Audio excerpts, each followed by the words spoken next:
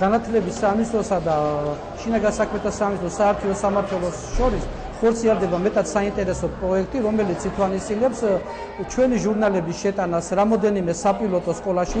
აი დღეს თუ ჩვენ ვართ თქვათ იტალიურ სკოლაში, ასევე ჟურნალები შევა სხვადასხვა ქალაქების რამოდენიმე სკოლაში. მე მგონია, რომ აი ეს პროექტი არის ერთ-ერთი იმ მომავალისა, რაც ჩვენ ახალგაზრდობას ეხება და მათ განათლებას და უახლესი ისტორიის შესწავლას.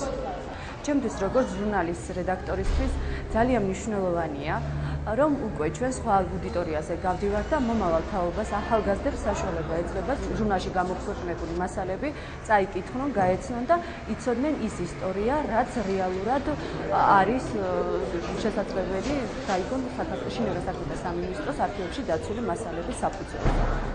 გვაქვს შესაძლებლობა, რომ ბავშვებს ვასწავლოთ ის საკითხები, რომელიც მათ დაეხმარება იმაში, რომ იყვნენ უსაფრთხო გარემოცვაში. საკმაოდ მნიშვნელოვანი იყო ამ პროექტის განვითარება, თუნდაც იმიტომ, რომ 2004 წლიდან პრეზიდენტის ბრძანების მიხედვით ესეთი საშუალება, ასეთი საშუალება მიეცა საქართველოსაც, მათ შორის მოსწავლეებს, რომლებმაც ნამდვილად უნდა იცოდნენ ისტორია თავიანთი ქვეყნის, არა მხოლოდ ძველესი ისტორია, არამედ უახლესი ისტორიაც და დღევანდელი ისტორიაც თუ რა ხდება იგივე პოლიტიკურ სივრცეში. აქედან გამომდინარე, ბავშვებისთვისაც საკმაოდ საინტერესოა და თვითონაც ძალიან დაინტერესებულები არიან მინდა გითხრათ და აღფრთოვანებულებიც კი არიან ამ პროექტით.